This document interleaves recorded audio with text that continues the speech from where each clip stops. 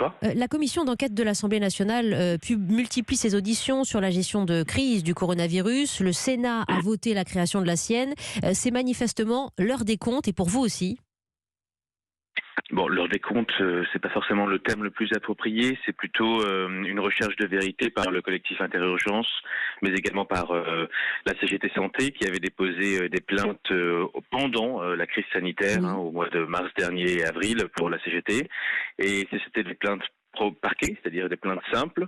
3 mois après le dépôt de ces plaintes, il est possible de déposer des plaintes avec constitution de partie civile devant le doyen des juges d'instruction, ce qui a pour vocation de faire ouvrir une instruction et de confier à un juge d'instruction indépendant l'enquête avec des pouvoirs d'enquête importants. Voilà où on en est à ce moment-là. Qui et que visaient ces plaintes depuis le mois de mars en votre nom, dans le nom des professionnels de santé, Interurgence et CGT Santé?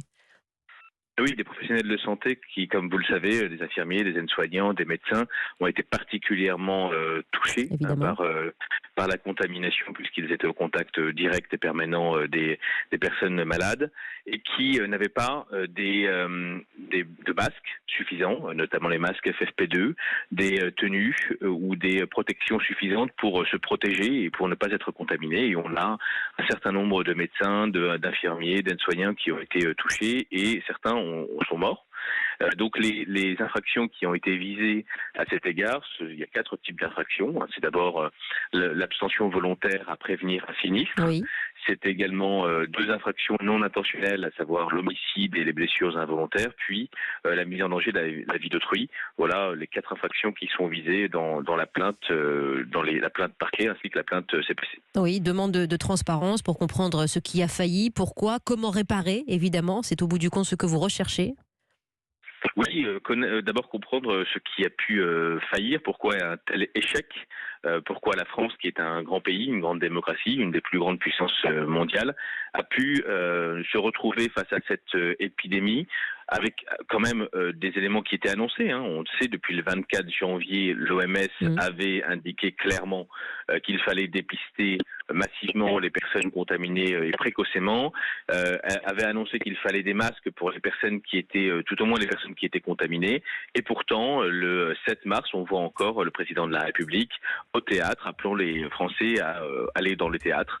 Donc vraiment une impréparation, ou bien peut-être même, mais c'est une question qui va se poser pendant l'instruction, une volonté de laisser passer l'épidémie dans le cadre d'une théorie de l'immunisation collective. C'est toutes les questions qui doivent se poser pour savoir, pour ces familles, pour ces soignants, pourquoi est-ce qu'ils se sont retrouvés dans cette situation périlleuse, dangereuse. C'est pourquoi, Maître Halimi, il y a des commissions d'enquête en ce moment. Vous ne voulez pas attendre les 6 mois requis pour que cette commission justement fasse son travail. Vous voulez agir dans le même tempo finalement ? Alors, comme je vous l'ai indiqué au départ, nos plaintes ont été déposées bien avant les commissions d'enquête. Il y a 2 types de responsabilités pour l'administration et éventuellement pour les ministres. Alors, sachez que ces plaintes n'ont pas visé nommément qui que ce soit. Ce sont des plaintes contre X. Le but, ce n'est certainement pas de faire une chasse aux sorcières. C'est important parce que le populisme pénal, justement, a été dénoncé par un certain nombre de confrères ou d'observateurs de cette vie judiciaire et politique. Alors déjà, ce sont 2 termes qui sont totalement antinomiques. Le fait de déposer une plainte, c'est un droit. Je ne vois pas comment un droit peut être populiste. C'est au contraire faire respecter l'état de droit et respecter nos institutions que de déposer une plainte et de ne pas peut-être commettre de violence. La violence peut être populiste. Déposer une plainte, ça ne peut pas l'être, jamais. Ça, c'est une première chose. Mais surtout, encore une fois, on n'a pas visé qui que ce soit. On demande l'ouverture d'une instruction pour qu'une enquête soit faite. Et puis, comme vous le savez d'ailleurs, d'autres plaintes ont été déposées par d'autres soignants devant la Cour de justice de la République, qui, elle, visait nommément des ministres. Et la Cour de justice de la République, ce qui est assez rare, très rare même dans l'histoire en France, a décidé d'ouvrir, je crois, 9 enquêtes pour des plaintes visant spécifiquement des ministres.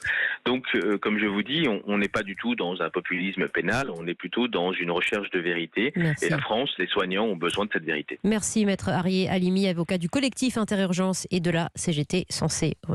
Merci beaucoup.